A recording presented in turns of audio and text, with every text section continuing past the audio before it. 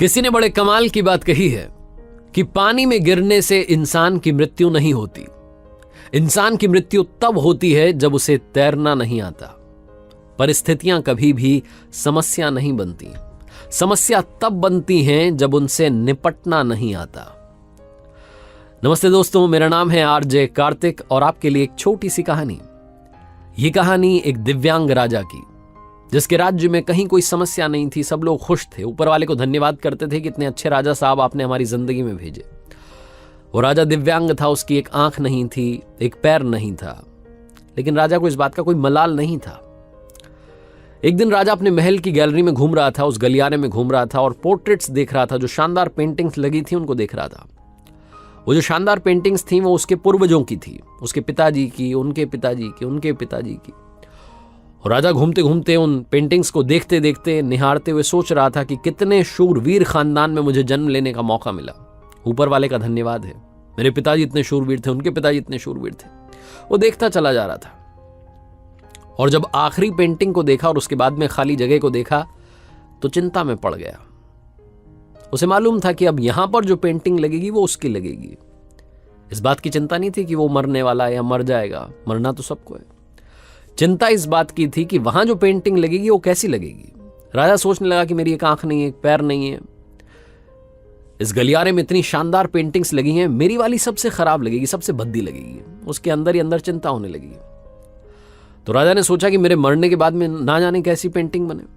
एक काम करता हूं, मैं जिंदा हूं, इसी बीच में एक शानदार सी पेंटिंग बनवाता हूं ताकि कम से कम ये तो सुकून रहे कि मेरी अच्छी पेंटिंग यहां लगेगी।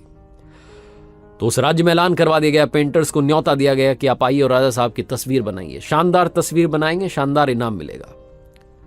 पेंटर्स आए, उन्हें मालूम था कि शानदार बनेगी तो शानदार इनाम मिलेगा, लेकिन शानदार बनेगी कैसे? राजा की एक आंख नहीं है, एक पैर नहीं है, ऐसे राजा की क्या तस्वीर बनेगी? और पेंटर सोच रहे थे कि इनाम की बात छोड़िए, अगर खराब बन गई, राजा गुस्सा हो गया तो सजा मिलेगी। इसलिए बड़े बड़े चित्रकार भी आगे नहीं आए, हानि भरी।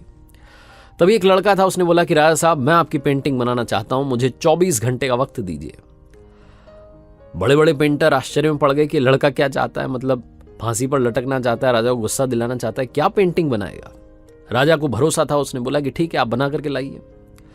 अगले दिन वो लड़का पेंटिंग बना करके लाने वाला था। दरबार भर चुका था, दूर दूर से लोग आए हुए थे देखने के लिए कि लड़का क्या पेंटिंग बना करके लाएगा।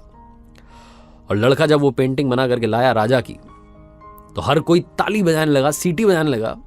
राजा ने जब वो पेंटिंग देखी तो खुश हो गया। राजा ने सोचा कि वाह, मतलब इससे अच्छी पेंटिंग तो उस गलियारे में नहीं है, ये अब तक की सर्वश्रेष्ठ है। राजा ने उस लड़के को बड़ा इनाम दिया। आप सोच रहे होंगे लड़के ने उस राजा की जिसकी एक आंख नहीं थी, एक पैर नहीं था, उसकी क्या पेंटिंग बनाई होगी? उस लड़के ने राजा को एक घोड़े पर सवार दिखाया। एक साइड से वो तस्वीर थी जिसमें एक पैर दिख रहा था, राजा तीरंदाजी कर रहा था, निशाना साध रहा था। और जब निशाना साधते हैं तो एक आंख बंद हो जाती है, एक आंख बंद थी, वही वाली आंख बंद थी जो राजा की नहीं थी।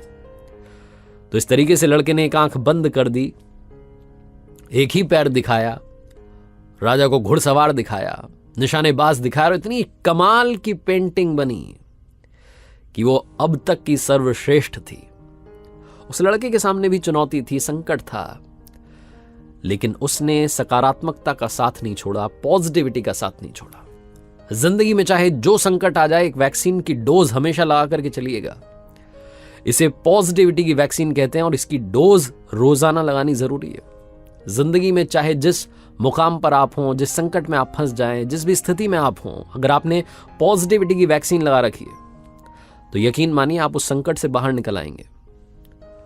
बस आपसे इतना सा कहना चाहता हूं कि जिंदगी में उम्मीद का साथ मत छोड़िएगा, क्योंकि जिसने उम्मीद का साथ छोड़ दिया, जिंदगी उसका साथ छोड़ देती है। हर पल सकारात्मक रहिए, खुश रहिए, प्रसन्न रहिए, ऊपर वाले के आशीर्वाद के साथ, अपनों के प्यार के साथ और अपनी अच्छी और सच्ची मेहनत के साथ कर दिखाओ कुछ ऐसा कि दुनिया करना चाहे आपके जैसा। याद रखिए, हर सोमवार सुबह 9:30 बजे मेरे साथ देखिए मेरे सोशल मीडिया हैंडल्स पर एक नई कहानी।